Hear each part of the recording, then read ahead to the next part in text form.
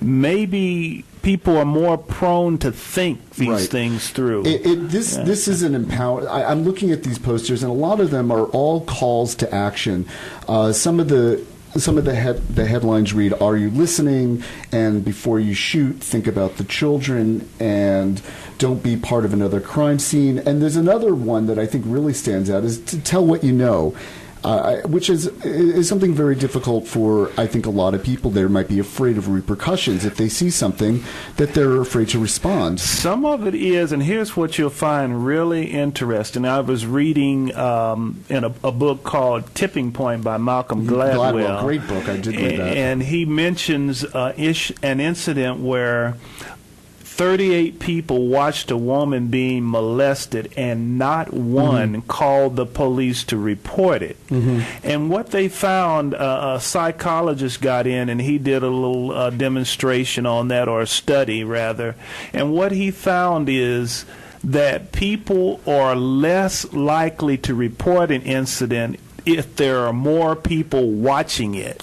And what they found, people would be more likely to report an incident if they're the only one watching it. That's interesting. That's I think that's called the Kitty Genovese syndrome. In 1964 in New York, a woman was reportedly was murdered, and apparently 64 people in her apartment building heard her cries for help, and no one did anything for it. And that caused people to say, why is that? What is driving people that they can see something like so this? So there's this feeling of people need their anonymity. So if they're in a crowd, am I going to be the lone person who decides to call the police? Right. And as we address handgun violence, we have to look at the psychological effect of it, how people respond in these situations, so that we can get a handle on it. The Tell What You Know poster is important because many times when things happen, there is somebody who knows. There is somebody who's related that knows, somebody who's a lover who knows, somebody who's a brother who knows, a sister. And it isn't just that flash of anger at the moment. It goes back to something else. Like you said, there's some disenfranchisement,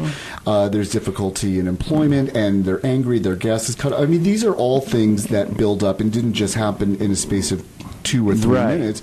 This has been building for a long time. It takes a lot of anger to get to the point where you want to pull out a weapon and cause destruction. It does. And you'll notice each of these posters has a subline that says, "Do your part to stop handgun violence."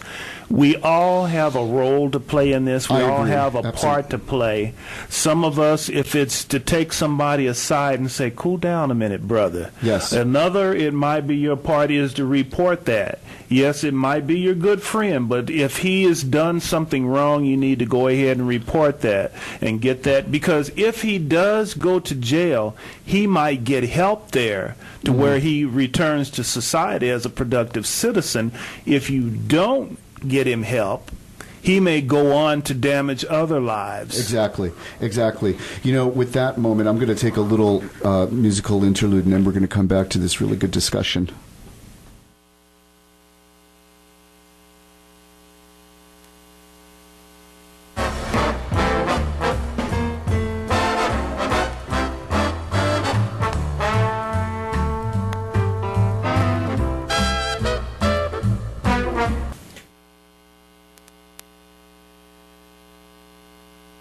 Movement program for babies, toddlers, preschoolers, and grown-ups who love them. Now found in over 2,500 communities around the world.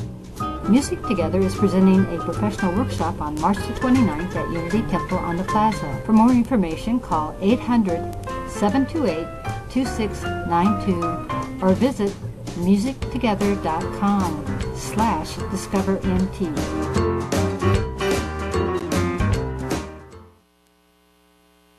You're listening to ArtSpeak Radio on 90.1 FM, KKFI, Kansas City Community Radio. I'm Blair Schulman, and my guest this evening is Darryl Chamberlain of the Artists for Life Project.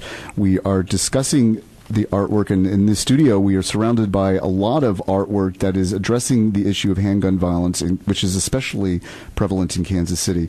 Darryl, what was it that you were asking? You wanted to talk about the artists? The artwork, as the project goes around the city, what we're going to do is At our first printing, we printed some 200 posters. Okay. And they're going to go up around the city in beauty shops, barber shops, in churches, in community centers, libraries. We're going to put them everywhere where people congregate. What are the sizes of these posters? They're 16 by 20 for the ones that are going up in the various locations. We also have another set that's called the traveling set. Tell us about These are 18 by 24. They are framed and matted. This set stays together. And what we'll do with those are going to be displayed in one location as a family. So that people can go to that location and see what the entire family of posters are going to look like. Good.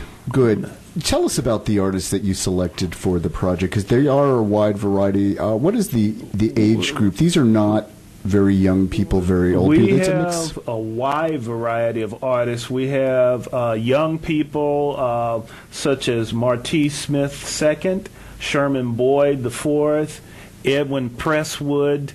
They're creating some really exciting work. Martise there. Yes. And Sherman Boyd right here.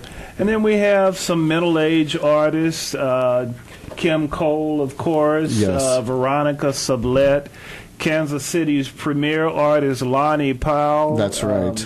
Right there. Yeah, and his is the one that says, it's 9 p.m., do you know where your children are?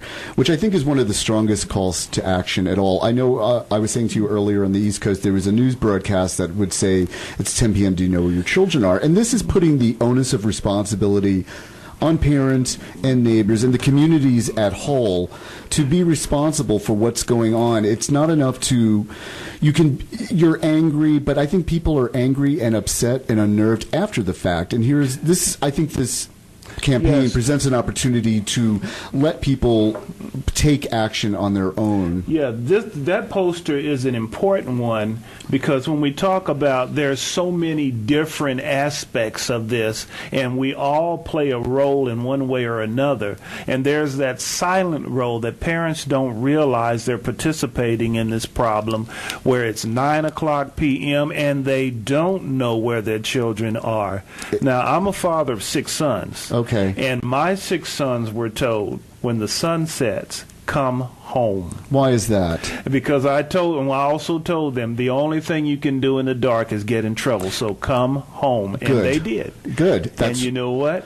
I never had any problems. That's right. Well, and again, this campaign puts the responsibility back to the communities, and it empowers them. I think a lot of people who read about this violence and they see it on television, they feel powerless. What do I do? What can I do? I think looking at these signs, you look at things that say, before you shoot, think about the children, and to give them a chance. And are you listening? There's a very provocative poster which I had posted on my Facebook page, which, are you listening? And it was a picture of a young man holding a gun faced at the audience with a hole through it, and it's asking them, are you listening? And the problem, I think a lot of problems stem from people not listening to one another. Do you agree with that to some extent? Of course. When we talk about the angers that accelerate into confrontation, usually somebody or both persons are not listening. Right. And if we start listening, start paying attention to one another, trying to understand one another, some of these confrontations won't happen. I'll probably be right to say at least a third of these confrontations that end in murder are where people are not understanding each other's needs. Right. To use words over anger. There's another poster over there which is a little bit out of my sightline. Is what is the relationship with this project and law enforcement? How is that relating to this project? We have, toward the middle of last year, early last year, partnered with KC No Violence Alliance, who took an interest in this project because we're all on the same team. We all want to see the same goal, to see handgun violence diminish. And it's only right that we find a way to make a coalition between the community and law enforcement so that we can get this under control. I agree, and there is a lot to be said about legislature taking a role. There was a recent article in the